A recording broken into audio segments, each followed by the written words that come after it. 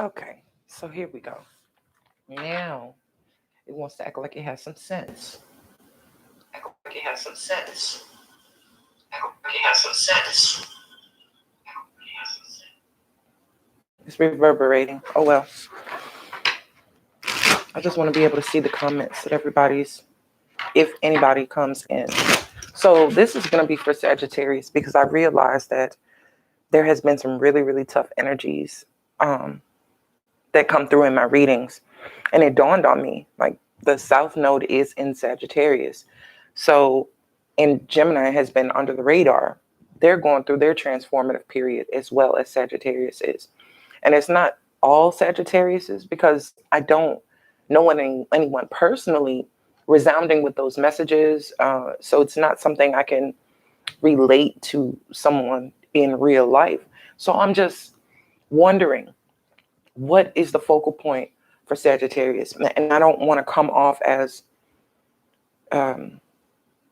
being so, I don't know, hot or fiery when it comes to Sagittarius. It's almost like an irritation. And that's not typical for me dealing with people with the Sagittarian energy.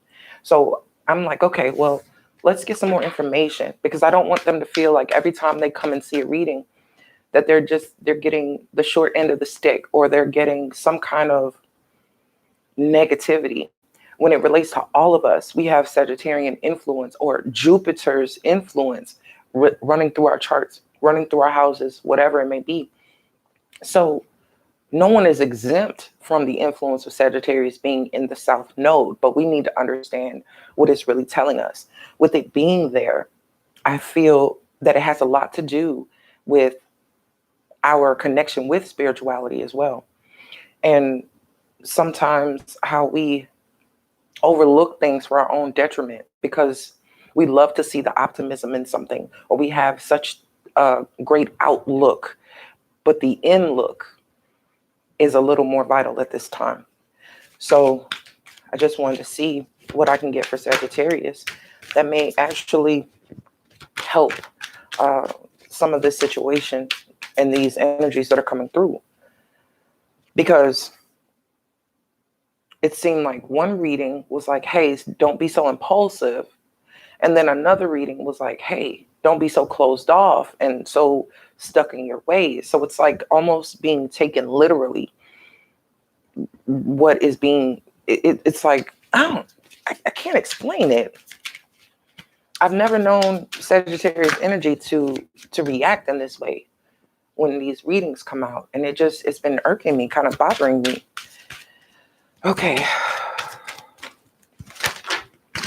I'm not going to hold you guys for too long because I do want to do other readings today.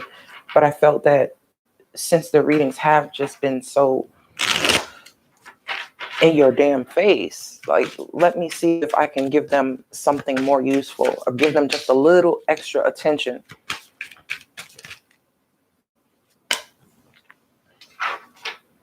Okay, so the overall card is obstruction. You can see that. Wow. It says the value of obstruction in provoking analysis, assessment, and reevaluation. Provoking brings the spirit of emotional awareness into expression. The journey is towards spirit, the provocateur, the troubleshooter, single-mindedness, temperance, responsibility, confrontation, disengagement. I couldn't make this shit up if I tried. This is the energy that is coming up. Disengagement, single-mindedness, but in a way where that single-mindedness is focused on something that is not helping at this time. I feel this conflict avoidant, but I feel conflict comes towards them because they're highlighted in the South Node. Temperance, literally coming up in this position with the moniker of obstruction. I can't explain it. I was feeling it, but now there's words. Now there's something to confirm and back up what I've been talking about with this Sagittarian energy.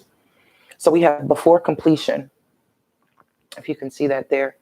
Transition, like birth, requires determined strength for the passage. It requires a determined strength for the passage through, making sense of the past through reflection. Confusion, pressurized mental activity. Victory, promise, conviction, overextension, qualifications and conditions. This is asking people who are in this energy to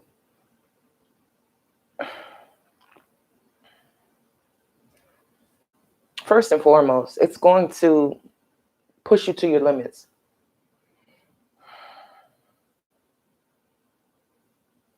That 10 of Wands really comes to view. It does feel like you have the weight of the world on your shoulders at this time. But it's only going to bring, like, under a microscope, certain things that you never really looked into, or these people have never really looked into. Why do you believe what you believe or feel what you feel? Like, you're definitely, it's taking you into a state of reflection. There's so much pressure to follow this course the way it has been. You have to unlearn everything that you already know. The taming power of the great. The maximization of the power of memory applied to the nurturing of continuity. The strength and will to support the tribe. The egoist. Fools are liars and prophets too. Authority, adaptability, censorship, influence, the lessons of history, a bird in the hand. Now, that ninth house energy is where you're going to get your spiritualists, your gurus, your this platform. So maybe that's the energy I'm picking up, because it has everything to do with our spirituality and the expansion of it. There is a lot of emphasis right now on what are we expanding exactly? What is the point? Not everybody has the same agenda. Some people have agendas. Some people have certain intentions or certain reasons why they're doing certain things at this time in the name of spirituality. And it is causing a lot of chaos and confusion, which I've always known this. This is the reason why a lot of this shit was hidden. Just plainly put, it's not for everyone. Not everyone knows how to use it. And not to exclude anyone, but those it's intended for find it naturally. And this is just the nature of it. They gravitate towards it. It can't be kept hidden from them, because it'll be something that their spirit will align them with. The difference on okay. And in an attempt to get higher spiritual level,